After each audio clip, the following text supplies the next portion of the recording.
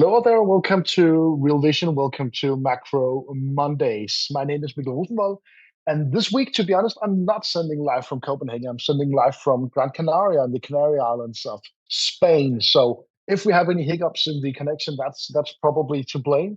I don't know whether the European Union has been funding all the enough bandwidth for our show here, but let's see how it goes. Anyway, I'm joined as usual by Andreas Steno. Welcome to the show, Andreas. Thanks, Mikkel. Do we have Elon and Starlink involved in getting you online from? No, Yeah, this is actually just the hotel Wi-Fi. So far it's working quite well. It's looking even better than our office, to be honest, Andreas. So it's decent so far. Let's see how it goes. We yeah. have so much to talk about, Andreas. It's been an incredible day, simply, let Mm. alone week to talk about. So we'll try and digest as much as we can in this macro wrap up. Remember that this is our weekly wrap up of macro news, the macro outlook. We present you with some insights into the full spectrum of analysis that we publish at Real Vision. So you'll have to go to Real Vision either at the Alpha or Pro tier for increased access to all that. We'll make some reference to that along the way, but this is our free show, and we try to keep it that way. I'm not sure we'll have time for too many listener questions, but we'll try and pick out one or two of those. So please do post them. Otherwise, we are gathering all these for some of our other shows as well, all the list of questions to get them in there. So, Andreas, let's get right into it. Instead of our usual disclaimer, I wanted to jump right into last night's bombshell of a video, which came on top of the bombshell news that the Federal Reserve has been subpoenaed, essentially. A grand jury subpoena has been served, grand jury subpoenas, and Jay Powell issued this video statement right afterwards. Let's just have a play a little bit here. Are pretexts. The threat of criminal charges is a consequence of the Federal Reserve setting interest rates based on our best assessment of what will serve the public, rather than following the preferences of the president. This is about whether the Fed will be able to continue to set interest rates based on evidence and economic conditions, or whether instead monetary policy will be directed by political pressure or intimidation. I have served at the Federal Reserve under 4 administrations, Republicans and Democrats alike. In every case, I have carried out my duties without political fear or favor, focused solely on our mandate of price stability and maximum employment. Public service sometimes requires standing firm in the face of threats. I will continue to do the job the Senate confirmed me to do, with integrity and a commitment to serving the American people. Thank you. So, Andreas, Jay Powell really turning this up, creating an open state of war, you could almost say, between the Trump administration and Jay Powell. And the market is reacting right now. What's your first take? As we just talked about before going on air that your phone was bombarded with this earlier today. What do you make of all this, Andreas? Yeah. So, I mean, this obviously happened late Sunday, local time, meaning that my phone was bombarded with messages at around 2 a.m. Danish time, and I quickly figured out that this was something more impactful than just every other update from the Federal Reserve. First of all, putting pressure on the Fed is not exactly new from the administration, right? But using the Department of Justice is, in my opinion, a genuine newcomer, also in a historical context. I've used a lot of bandwidth today trying to figure out whether it's been seen before anywhere on Earth. I'm not actually sure. I wanted to triple check that, but at least it's a newcomer during my professional era of covering central banks. And what makes it even crazier is that it is also a genuine newcomer that the Federal Reserve openly and publicly responds to this subpoena by the Department of Justice, saying that it's basically a cover-up, which makes it even crazier, right? He basically tells us that this is not about the restoration case or whatever you want to call it, the Fed buildings in DC and all of that. It is about our policy rate. It's not about that case. Making it an open warfare. I have to agree. And to be honest, Mikkel, I actually think the market reaction is quite small. I was Given fearing this, worse, to be honest. Yeah. Yeah, and obviously we have a steeper yield curve, but it's not like we're repricing in tens of basis points. We're talking 3-4 basis points out the curve. We're talking about an outlook where the Fed is basically priced not to move until Powell is out. At least he's out as a chairman come May, right? Whether he'll stay on as a member of the committee after that is anybody's guess right now. I have my doubts, at least after having watched this. And the most clear reaction, we obviously have that in gold, and obviously also silver. And I guess that was why my phone was smoking hot this early AM, because I've had my fights with the silver community over the past couple of weeks, and obviously they won this one. No one kind of expected this, but No. silver is doing great today. Having said that, Mikkel, this is to some extent a return to what we saw basically during April, where we had a lot of international discussions ongoing on whether, can we trust the Fed? Can we trust the dollar system and all of that? And I think we'll return to that discussion basically from now. Yeah, essentially in this. My first thought here, thinking politically, was this is the gut reaction is, this is something you see in a third world country. And it is this sort of open warfare and the political influence over the central bank. However, my second thought was, if this had been a third world country, the central bank director, if this has been a true dictatorship, the central bank director wouldn't have made this such a video and posted it. I mean, he would have either been exiled or shot, or So there are some elements of checks and balances still remain. It's clear that the Trump administration is taking the democratic system to the extremes of what you can do within the system, putting the absolute extreme amounts of pressure on the Fed, but we are somehow still within sort of a democratic system. The thing is, Andreas, this leaves complete distrust, open state of war between the Fed and the administration. I even saw Senator Tom Tillis, Republican senator, who's on the what's it called, the banking committee or whatever it's banking called. committee. Thank you. Yeah. He has to confirm any nominee for the Fed, including the upcoming Fed chair, that he won't do so, essentially nullifying the Republican majority in that committee. Which leaves an interesting political backdrop, because it seems like the Republican Party is not 100% behind Donald Trump on this. And you could have a prolonged sort of power vacuum around the Fed. And that's exactly what Donald Trump does not want. So this leaves my question: why on earth can't Trump just wait 5-6 months until Powell is out anyway?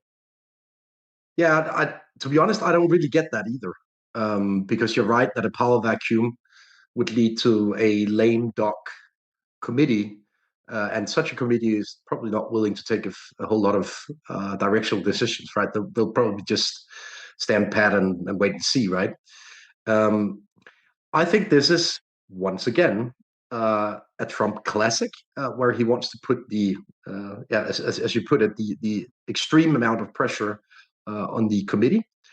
And given the pricing of the Fed, we have, I think, live roughly 9 basis points priced, maybe 10 basis points priced for the next 3 meetings up until the end of Powell's chairmanship. He's not really got a lot to lose. Because can he force this committee into cutting a few times until May? The vanilla take right now is that it will lead the Fed rather in the opposite direction. I don't necessarily agree. No. Especially not since we'll get benign inflation data and weak jobs data over the course of the next couple of months. Our nowcasting is as crystal clear as it can get on inflation and jobs right now. Speaking live here in January, we'll get a benign inflation report tomorrow. I'm really comfortable with that forecast compared to the economic consensus from central bank. The big commercial banks, and given the very last sentence of his statement, Powell, he will treat this inflation report and the next jobs report as any other inflation report, as any other jobs report. That's basically what he's telling us. And to be honest, having met quite a few of these members, I think they will do that. Yeah. So in any case, I actually think it's much less big of a deal until Powell is replaced, and then we'll obviously have to find out whether Trump can find a candidate that is willing to, obey to these new guiding principles, or whatever you want to call them. So I want to ask you about the investment play here, or the positioning play. But before that, I just want to throw in the wrap of the week, and you delivered that, Andreas, with a little bit of a contest here. Let's have it on the screen here. The first user out there to give you the full Tim Walz drive-by treatment and shout retard from a passing car gets a free 1-year subscription, and that's open. And we're going to Miami, so it doesn't have to be in our home city. Plenty of opportunities to go for there. It has to be drive-by. You have to be in a car. Yes, and you need to document it. Yes, absolutely. Yeah. You need to film it and post it. But this is obviously knowing you, Andreas, this is probably directed at some of all the silver hacks out there. So, Andreas, we're obviously seeing a bit of a movement into gold, silver, perhaps even Bitcoin out of this. What's the play here? Is this back into silver? Do you believe more in gold, Bitcoin? What do you think here? Let me put it like this. This is not a good story for the US dollar. And we've seen that in various expressions. You can obviously play it directly via the foreign exchange market. I think gold is a no-brainer since the global south is already on a trend basis buying a lot of gold. And this move from Jay Powell will likely also lead to some of the G10 central banks concluding the same thing, that maybe we should diversify the resource portfolio a little bit into gold. And when these big institutions move, they also move the market. In relation to silver, it's not a monetary metal at the moment. Very few, if any, central banks hold silver. They used to, going many decades back. So I don't think silver is as crystal clear a case as gold is. We thankfully have a decent portion of metals exposure, both via gold and copper in our portfolio. We also have other indirect debasement bets on the dollar. And then, as you point to, Mikkel, I think the big surprise here would be a move in Bitcoin and move in crypto, because that space has kind of been searching for a trigger to get renewed momentum. Maybe this could be it. I certainly wouldn't rule that out, and we also have a decent exposure ourselves to that topic. I think it would be it holds a much larger potential of really rallying should it get some momentum behind it, since silver is very subscribed to already. Gold is certainly also subscribed to as an investment play on this, while Bitcoin certainly less so if you look at it live. So I think that this also plays into one of our main thematics for this year, that everything Trump does right now is about the midterms. He himself stated that if he loses the midterms, he'll get indicted. Essentially, he'll go to jail potentially. So this is really do or die for both for him and the Republican Party, obviously. So I think this fits into that. Trump can't just wait until May, because if you get a new central bank or a new chair in May, that person won't really have time to do all that much before the midterms to drive markets all that much. So he's really in a hurry. And I think we're seeing that on a number of fronts, Andreas. We're not going to talk too much about Greenland today. We've covered that in past shows and in posts and everywhere. But I saw this bit of news that I just wanted your reaction to, because to see this from a Republican business-friendly administration really puzzled me, Andreas. That Donald Trump wants to institute a 1-year cap on credit card interest rates of 10%, essentially price controls on credit cards. This looks to me like more of an AOC or Bernie Sanders sort of proposal. It comes on top of tariffs and a number of other things. So what's your take on the economic policy of the Trump and the policy mix of the Trump administration right now, and how much can they drive before the midterms, you think? Yeah, and I mean, this comes on top of Trump instructing Fannie and Freddie to buy mortgage bonds last week as well. So it's essentially some sort of indirect QE from other official institutions, right? By the way, Mikkel, I don't know whether you've seen it, but Bernie Sanders tweeted after this that he looks very much forward to cooperating with the Trump administration on getting this done, because obviously it needs to pass Congress first. Again, the vanilla takeaway is that, at least if you ask an economist, the issue with price control is that it limits supply. And I think there is some merit to that view. That is the textbook understanding of, arbitrarily constraining price pressures. If you tell, a berry farm that they cannot price strawberries at a certain price point, they'll also end up producing fewer strawberries. And it's kind of the same logic that you'll apply here. From a credit perspective, you'll end up supplying credit cards to fewer customers due to the price cap, right? If you're a subprime credit, why would you get a credit card if you can only charge 10%, right? The point is that, the flip side is that, this kind of leans on an assumption that the current price, the current interest rate, is a fully flexible market interest rate of a credit card. And I don't think it is. I mean, I think it's very far from being that. And we've actually seen a rapid increase in the average interest rate on credit cards while interest rates have been cut by the central bank.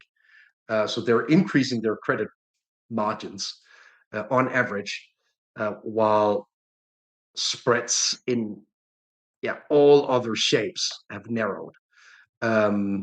To me, that's a regulatory issue rather than a market price issue. I'm not sure you can solve it like this, but there's certainly something to this. And what I'll say is that it's very hard to prove, but my gut feeling is that we're very far from the fair price in the current credit card space. It's probably not 10%, and you cannot implement it like this. But you'll have to look at the regulatory backdrop, and maybe that's something that will ultimately, be part of this process, because this will never be implemented. You have my words for that. Yeah, fair point, Andreas. And there is some impetus to Trump signaling this to the credit card companies as well. That could go some way, but not really a persistent effect, most likely. So, Andreas, it seems to me that everything is pointing in the direction of full steam ahead on the economy, and the Trump administration throwing everything they have, essentially, or trying to at least, at generating returns in the stock market, generating growth, generating job creation, perhaps also. You posted last week about an emerging rebalancing and an emerging rotation in the stock market that you're seeing. And I know that this chart may be hard to view on X or YouTube. You can get the full chart on Real Vision, but could you just put some word into what you're seeing there and how this fits into the midterm narrative? Yeah, so at least what we saw up until Powell released this video early this morning, our time in Europe, was a classic rotational style mix back during last week. We had small caps outperforming large caps. That's typically what you see when the economic cycle is improving. You had early signs of the energy space starting to recover from abysmal levels, basically. And you also had some signs of banks doing well relative to technology and stuff like that. The stuff you see when there's a very self-fulfilling, improving impulse in the economy. And I still think that it is a very likely theme for this year, especially given the very, I'd say, lukewarm expectations for the US economy currently penciled into various parts of the equity market. It's not like small caps have priced in, a great recovery of the US economy into the midterms. They're up, but more or less nothing since exactly a year ago. And the major moves that we've seen in US equities have been multiple expansions from the layer just below max sevens in technology space over the past year or so. So I think there is clearly a scope for sort of a broader repricing of the outlook into the latter part of this year, especially given that the administration seems willing to, use every single instrument in the armory to get us there in one piece, or maybe even in a smoking hot piece, if you know what I mean. Okay, before I get to a listener question or two, we have a few coming in on the situation in Iran that I just wanted to cover. I just wanted you to put a few words on the development in our model portfolio that we run on Real Vision. I'm just going to show the allocation based on our thematics. We talked about them in some shows earlier. We're doing very, very well. I didn't check today, but I think we're up close to 10%. Yes, already. So still a very, very good projection if you annualize that, as I mentioned last week. I know we're not doing that, but can you just put some word into it? What's the thinking about? What's the thinking behind this allocation? What's been working well so far?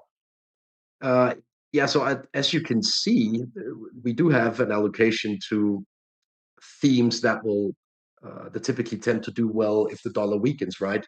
Both in the crypto utility space. The bucket called decoupling is a bucket that is designed to do well if China and the US, they sort of diverge on various political topics.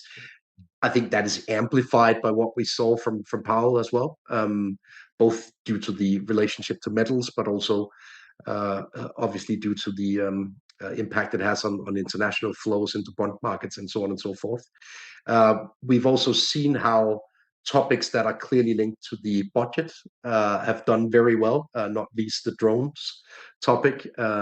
Trump, I think during a time span of 3 or 4 hours last week, said that military companies cannot pay out dividends, but I'm going to put another 500 billion into the budget of buying stuff from them anyway. So where are they going? Where are those dollars going by the end of the day? Well, they can just keep them on their balance sheet, right? But it's still positive for the investors. And it's essentially a sweet spot if you're an emerging technology company within the drone space, not yet capable of paying out dividends, right? So exactly. That's essentially my only point from that. This is very innovation friendly. Should at least be. Yes. The point about adding another 50% on top of the military budget, it's not going to happen. That's a prerogative of Congress to do that. I don't think they can find that amount of money, but the intention is there, and the procurement part is actually something that the administration could do a little bit more about. So I think that is interesting. Of course, some of the big companies might choose to, we'll just postpone or delay dividends for a few years, but it's still a very, very interesting development here, Andreas. And then final thing I'd say, Mikkel, on this allocation is that I think we got 3 major electricity deals announced just last week. I cannot recall. I've been investing in themes related to AI for quite a while, but also themes related to the grid, etc. I cannot recall such an eventful first week of the year ever. And I think it goes to show that there's a lot of activity ongoing. And probably this year will be about sort of the crossroads between the AI demand and almost the infinite AI demand paired with the impossible schism of actually being able to deliver when there is an infinite demand, right? If you know what I mean. The real economy will struggle to keep pace with all of that. Think grid investments, think data center investments, so on and so forth. It will still be a very interesting year coming up. And what I'd like to conclude with, just around sort of wrap up this discussion on Powell's video, Trump's pressure on the Fed, and investments into the US. If you had told me 12 months ago, Mikkel, that we posted a record inflow into U.S. assets from foreigners in 2025, I would probably have said, that's a bit of an exaggeration. But here we are, despite picking battles right, left, and center with allies, foes, internal allies, internal foes, etc. over the course of 12 months. We've seen record inflows to the US. And as long as inflation doesn't spike, no one cares about Fed independence. Let me put it like that. No, as long as one cares inflation about doesn't the spike. and no one cares about the debt, and we'll take care of that down the road. Perhaps the AI productivity spike, productivity growth is close to 5% now. We'll solve that. Who knows? I think it was a great Danish economist called Sten Jakobsen, formerly of Saxo Bank, who coined the term or used the term state capitalism for what we're seeing right now. And I think that's very fitting. A lot of history related to that term, but it is essentially what we're seeing. Even though you may say that the US is acting like a third world country, they're still investing so much money into strategic sectors that it's so hard not to be there from an investment perspective. And then we'll have to deal with the ethics, the politics, and the debt at a later date. Essentially, you have to get on this train. That's the way I'm feeling about this. Yeah, and we are in this portfolio. Yeah, and I'm just to disclaim, I'm obviously biased when I say this, but the only region that is not running state capitalism is probably Northern Europe. By now, and I'd still argue that we do to some extent. By the way, Germany is beginning to. Yeah, exactly. And on top of that, I mean, no real innovation is going on there, so you cannot just. I mean, is it even feasible to consider, all funds running in that direction? Not at all, right? No. So you just have to accept the playing field now that state capitalism is a thing in the US, it's a thing in Brazil, it's a thing in China. It's a part of the chessboard that you have to navigate. Exactly, Andreas. Okay, just a very, very quick note on Iran. I received a couple of questions on what's the outlook there, Andreas. I'm going to be covering that in the drill article tomorrow, most likely on Wednesday, actually. So we're obviously monitoring this. The situation is almost reaching a tragic level. I'm not convinced that we are in the middle of a revolution. We are in sort of a pre-revolutionary state, but the Iranian government is sadly doing everything right. First of all, they started shooting at the demonstrators. That's what you need to do when you're this desperate. The big gamble is that the soldiers actually carry out the orders. So far, it seems like they are, sadly, tragically, carrying out those orders. That means that as long as you can get soldiers to fire their guns, you stay in power. The other thing they need to do is to try and get Trump to walk into a trap of issuing military threats towards Iran. He's done that. That means they can say, oh, but all these demonstrations, that's just CIA, that's just US supported rebels. And I kind of fear that the US is walking into this trap set up by the Iranian, the Islamic Republic. I do hope we see a regime change down there. I do hope such a regime change does not devolve into civil war. I'll talk more on that in the drill on Wednesday. As for an investment perspective, my take of this is very similar to Venezuela a few months ago. I don't know what's going to happen. I don't know if the US is going to intervene or if the regime is going to fall, but we are moving towards a reopening of the Iranian economy one way or the other at some point. So if you have the patience for it, there are a couple of very, very good thematics to run there. We have some of them covered already in our portfolio, and I'll expand on this Wednesday on which companies, which sectors can come in and work with a reopened Iran, what needs to be rebuilt. A couple of interesting thematics there that we'll expand on and obviously cover over the coming days and weeks and days. Mikkel, I have a final feedback question from someone in the audience, stating the question here, actually to you, Mikkel. Mikkel, I have an important question. Can you please ask Andreas whether he's used that running machine yet? And I'm pointing to it now. And the honest answer is no. It's only there for the show. So I haven't read any of those books either. So I just asked someone smart to set up this as as the right background. Have you even been sitting in that lounge chair? I'm not even using glasses. So it's just to look smart. So everything is here to look smart. Yeah. It works very well. My daughter slept in that very office for New Year's, Andreas. We can that wasn't a big success either, but that's probably more to her sleeping patterns than everything else. Okay, Andreas. So much more we could have come around. We'll be covering that on Real Vision and the show next week. Until then, thanks very much to you for joining. Thanks to everyone for watching. We'll be back next week.